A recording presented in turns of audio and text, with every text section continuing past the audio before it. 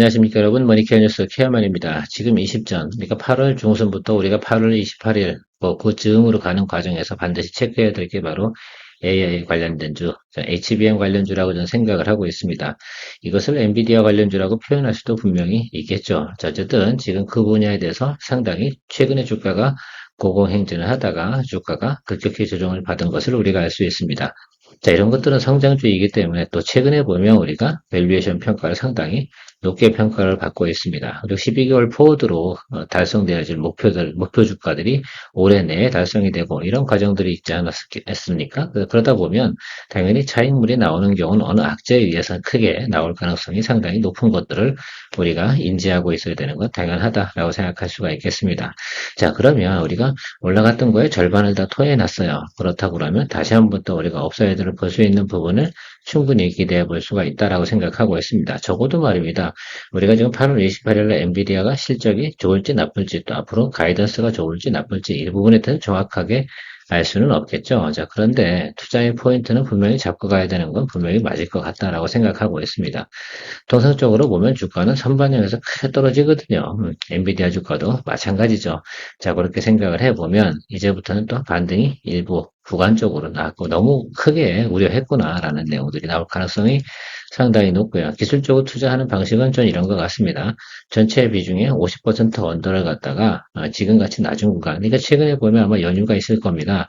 이 구간이 지나가면서부터는 아마 주가가 조금씩 하락을 할 거고 엔비디아 실적 발표가 다가오면서부터는 주가가 어떻게 돼요?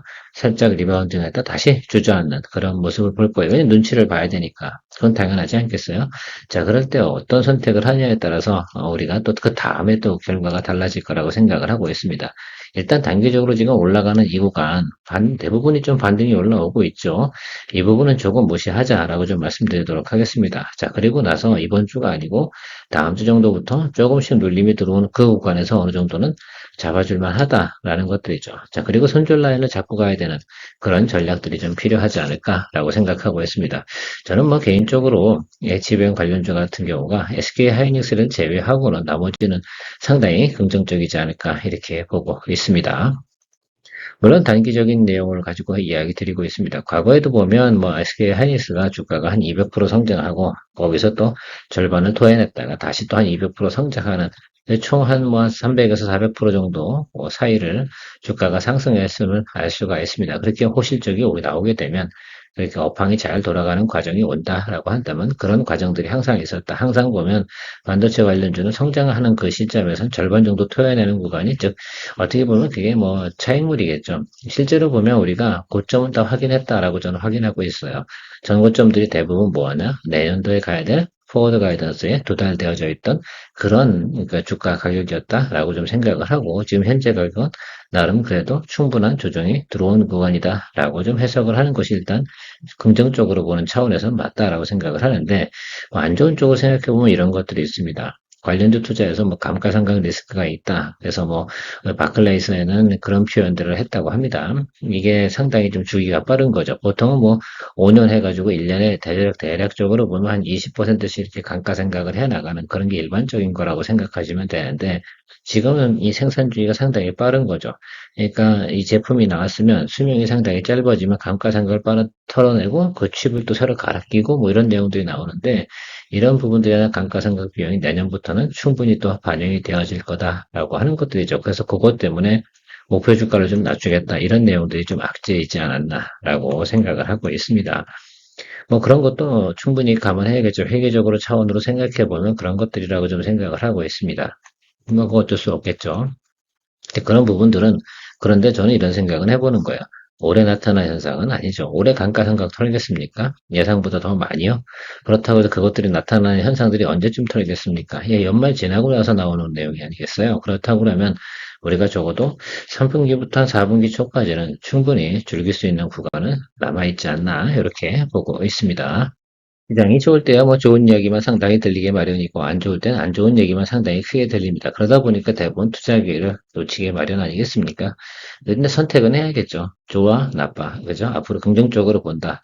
적어도 올해 내로 긍정적으로 본다라고 한다 그러면 지금 최근의 주가가 고점 대비 50% 하락한 이 지점은 분명히 저렴한 것이다 라고 생각을 해야 되는 것들이고, 부정적이다 라고 생각한다 그러면 여기서 더 마이너스 30%를 더 아래쪽으로 봐야 되는데, 여러분은 어느 쪽으로 봐야 될 것 같습니까? 저는 위쪽으로 봅니다. 그리고 나서 다시 눌리겠죠. 항상 주식이라는 것들이 그런 것들입니다. 전 이렇게 생각을 하고 있어요. 하락을 할 때도 고점을 찍고요. 눌리고 내려와서 다시 하락하는 이런 거죠. 정고점을 갖다가 찍지 못하는 것들이죠. 그런 모습들을 우리가 상상을 해볼 수가 있지 않나라고 생각하고 있습니다. 자, 그래서 조금 제가 생각하는 것들은 뭐 하이닉스 요즘 최근에 주가가 많이 올랐다가 하락을 하고 조정을 좀 받고 있습니다. 이건 저는 건전한 조정이다. 왜 그동안은 쉬지 않았기 때문에 그렇다고 저는 생각을 하고 있고요. 그러나 전체적인 컨센서스에 나오는 내용들, 성장성이라든지 판매량 뭐 여러 가지 내용들을 봐서 아직까지는 결국은 이런 거잖아요. 삼성전자가 시장에 예를 들면 치고 들어온다라고 판단이 들면 그때서는 어떻게 돼요? 이익분이 좀 감소하지 않을까 이런 우려사항이 있는 거 아니겠습니까? 그런데 지금 현재 나타나는 상황을 선반영하니까 그렇다 생각해 보면 여러분들은 하이닉스 투자하자는 얘기를 드리는 건 아닙니다. 결과적으로는 삼성전자가 들어오던 하이닉스가 진행하고 있는 내용이 더 확대가 되든 가장 중요한 건 장비사나 이런 회사들 같은 경우는 계속 호황을 누릴 거다. 이런 사실을 좀 가지고 우리가 체크를 좀 해보면 되지 않을까 그런 생각 가지고 있거든요. 그리고 하이닉스 같은 경우도 현재 전체 목표가 이 12개월 포워드가 27만 원 정도 남아 있다라고 생각할 수가 있겠습니다. 저는 이런 생각을 합니다. 그래서 저 정도는 충분히 우리가 앞으로 1년 내에 바라볼 수 있는 내용은 되겠구나라는 것들을 생각해 볼 수가 있겠죠. 그래서 저는 항상 그 애널리스트 리포트를 볼 때 전체적인 흐름을 많이 봅니다. 그래서 그런 것들 통해서 리듬 그리고 시장이 좀 상황이 좀 안 좋을 때 매수를 하는 쪽 이런 것들을 많이 이야기 드리는데 지금 같은 경우는 어때요? 자 올라와서 이등병렬 크로스가 다 나왔습니다. 자 이게 YY 대비해서 하락한다 그러면 여기도 훼손해 줘야 되는 거 분명히 맞죠. 여기 살짝 빈 공간이 존재하긴 합니다. 그래서 사람들이 두려워할 수 있으나 제가 볼 땐 그런 것까지 두려워하면 주식 못 하잖아요.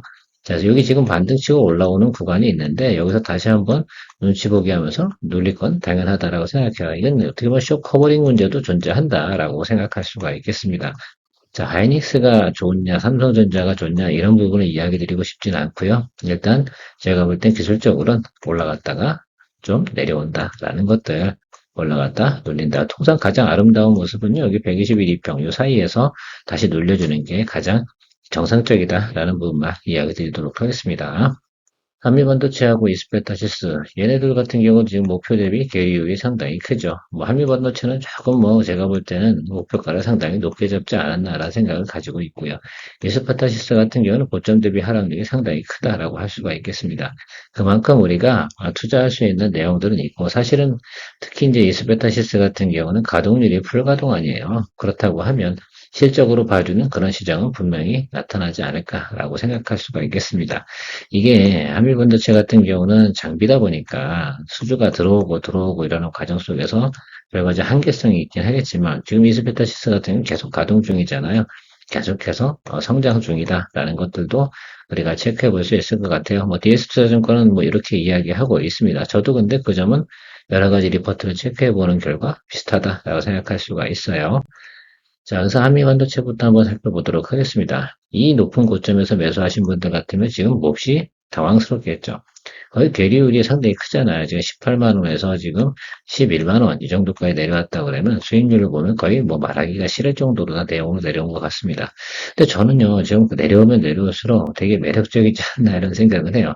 그러나 저는 다 똑같아요, 지금. 여기 보고 있는 것들은 다 이 모습을 보고 있어요. 그래서 저는 이번 주는 아니고요. 다음 주 정도쯤 엔비디아 실적 발표 앞두고 나서 이런 종목들에 대해서 저는 공략 포인트를 좀 잡고 가야겠다. 만약에 지금 저점에서 잡으신 분들이다라고 생각한다고 하면 저는 뭐 단기 차익 같은 것도 괜찮지 않을까 생각을 하고 있습니다. 저야 뭐 사실 같은 경우 뭐 한미 반도체 뭐 이런 것들은 잘 거래하지는 않아요. 삼성전자를 요번에 들어갔기 때문에 그런데 어쨌든 제가 보는 과정에서는 이런 것들은 이런 과정으로 체크를 해주고 가는 게 좋겠다. 뭐 포인트가 뭐 이게 다 똑같아요. 과연 내가 어느 종목을 선택을 하냐. 내가 한미반도체를 할 거니, 이스파타시스를 할 거니, PSK 홀딩스를 할 거니, 뭐 이 정도의 차이지 않을까 생각을 하고 있습니다. 자, 충분히 들어온 것 같아요. 특히 이제 이스페타시스 같은 경우 우리가 매수한 적이 없어요. 하고 싶었는데 제대로 못했죠. 그래서 요거 같은 경우도 이 정도 구간이면 충분히 저는 잡아줄 만하다라고 생각하고 있습니다.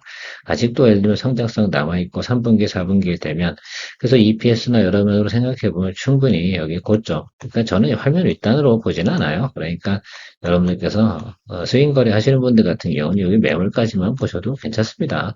그러니까 뭐 4만 원에서 뭐 5만 원 이 정도 보고 가셔도 충분히 괜찮은 구간이지 않을까라고 생각을 하는데 그보다 더 싸잖아요. 그래서 여기 이 구간, 이 3만 원대 여기 구간에서 적당하게 공략해 주시면 좋을 것 같아요. 제가 볼 때는 그 전체적인 시장 안정성이나 내용으로 봤을 때는 주가가 예를 들면 튀어 올라가는 내용 이런 것도 생각해 보면 이스페타시스가 훨씬 더 탄력적인 부분이 존재하지 않을까 이렇게 생각하고 있습니다. BSK 홀딩스, 뭐, 저는 이 회사 같은 경우도 상당히 좀 매력적이라고 생각을 해요. 가장 예를 들면 아름답게 조정을 받았죠. 사실은 여기가 조금 이상하긴 했어요. 그래서 이 부분에 대해서 제가 이 종목을 계속 보고 있는데 리포트를 올해 들어서 한 번도 하지 못했습니다. 이 브레이크 타임이 없었거든요. 달리는 말이 쉬는 게 없으니까 결국은 나중에 크게 조정을 받은 그런 느낌으로 좀 해석이 드는데 일단 221 이동평균선 라인까지 와서 여기서는 한 번 정도 자리 잡으면 공략 충분히 해줄 수가 있다고 생각할 수 있습니다. 이 매물대를 갖다 훼손할 만한 생각은 별로 안 해도 될 것 같아요. 직전 6개월 전체적인 평균 매수가라든지 내용들을 생각해 보면 아주 긍정적이다. 그래서 저는 사실은 이 녀석이 점수로 따지면 이스페타시스가 한 7.5 정도 된다고 하면 전 개인적으로 PSK 홀딩스는 한 8점 정도가 되지 않나 이렇게 생각을 하고 있는데 여러분도 어떻게 생각하십니까? 여러분도 한번 체크해 보시면 좋을 것 같아요.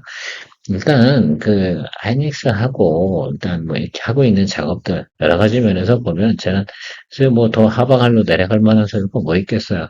하이닉스가 설사 조금 안 좋아진다 하더라도 이 회사가 나빠질 확률은 그닥 많지는 않다라고 저는 생각을 하고 있습니다. 이오테크닉스 같은 경우, 글쎄, 우리가 좀, 이 종목은 삼성하고 좀 관련이 있는 종목이다라고 생각할 수가 있어요. 특히 삼성과 HBM. 그러니까 삼성전자의 HBM 관련된 내용들이 통과가 될 거다라고 생각한다 그러면, 글쎄요, 이오테크닉스가 그동안 빚을 못 봤는데, 충분히 저는 빚을 볼 만하지 않을까라고 생각해요. 그러니까 얘 같은 경우는 좀 일찍부터 올라오다가 하방으로 계속 내려오고 있거든요. 이 삼성전자 HBM 요거에 대해서 좀 한번 타겟을 좀 두고 계신 분들 같으면 이 종목을 보시는 게 훨씬 더 저는 좋지 않을까라고 생각을 하고 있습니다. 어떠세요? 3분기에는 퀄테스트 통과하고 잘 돌아갈까요? 그런 부분에 대해서 퀘스천 마크를 한번 던져보시고 포인트는 얘는 삼성전자 HBM3 요것이 모멘텀을 주고 턴어라운드 하는 모습을 나타내 주지 않을까 이렇게 생각을 하고 있습니다. 어쨌든 스텔스 다이싱 기술 하고요. HBM3 2 이거는 지금 1A 나노 공정 여기서 진행하고 있는 거 잘 생각을 해보시면 저는 어쨌든 삼성전자에 대해서 HBM3가 퀄테스트가 전 통과된다고 생각하고 있습니다. 8단, 뭐 12단 다 8단 통과되면 12단은 자동으로 될 거라고 생각해요. 왜?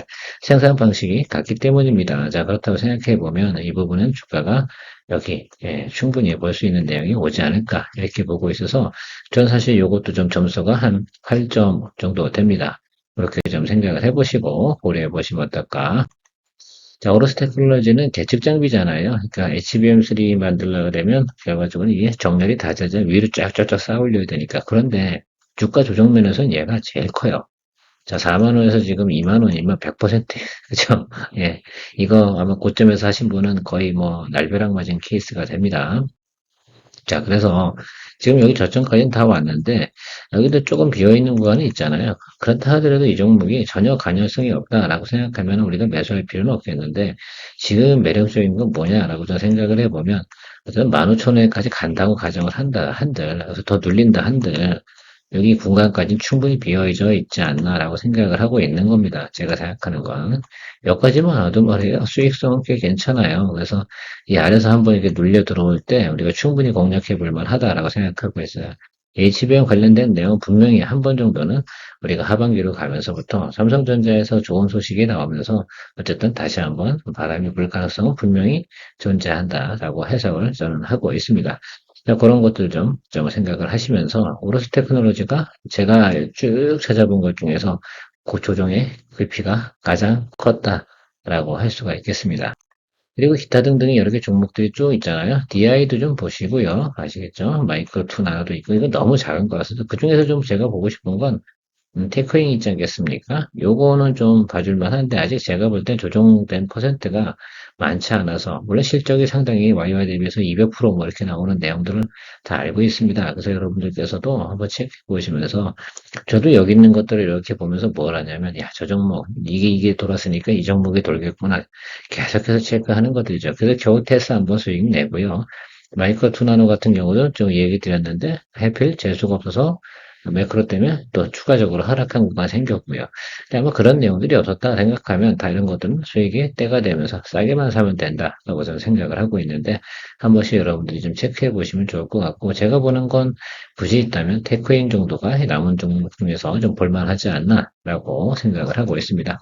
어떻게 두루두루 이야기 드렸는데 제가 보는 관점에서 이렇게 HBM 관련된 종목들 한 번 정도는 정리해 두고 계시다가 내가 마음에 드는 종목들을 하나 정도는 골라서 매수 공략 준비를 하시는 게 좋을 텐데 어쨌든 제가 생각하는 그거야. 8월 28일 그 전에 분명히 한 번은 그죠? 경계감 때문이라도 주가가 눌리고 들어올 가능성은 있어요.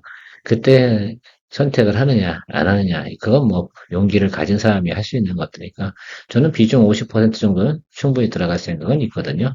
여러분들도 그런 투자 전략에 대해서 생각을 해보는 거지. 그러니까 지금이 마지막으로 좀 이야기 드리면 가령 8월 한 12일이죠. 그럼 조금 며칠 오르다가 연휴 기간 동안에 조금 눌리면서 이렇게 내려와서 제자리 구간까지 내려올 것 같아. 이쯤 돼가지고 이제 8월 말쯤 되겠죠. 여기 어디가. 야, 그 다음에 올라가니 아니면 내려가니 이런 쪽인데, 자, 내려온 게 이렇게 자리 잡았다 그러면 올라갈 가능성이 훨씬 더 높다. 파동 쪽으로. 여기서 추가적으로 하락한다 그러면 뭐가 나올까요? 예, 이건 경기 침체가 확실히 맞다라고 생각할 수가 있겠습니다. 자, 그런데 올해 안에 나타날 만한 분위기는 저는 아니다라고 해석하는 이유 중에 하나가 각 회사별로 사업 계획들이 있지 않겠습니까? 그리고 AI 투자 관련돼서는 할 때는 해야 돼요. 따라갈 땐 따라가야 돼요. 투자할 때 안 해주면 향후에 어떻게 돼요? 따라올 수가 없는 그런 기업 구조로 가기 때문에 당장 물 리스크가 좀 존재한더라도 진행하는 것은 올해 거는 진행한다라는 것이 제가 가지고 있는 생각이다라고 말씀드리고 정리하도록 하겠습니다. 오늘도 큰 도움 되셨으면 좋겠습니다. 좋아요, 구독 잊지 마시기 바랍니다. 좋은 하루 되십시오. 케어맨이었습니다.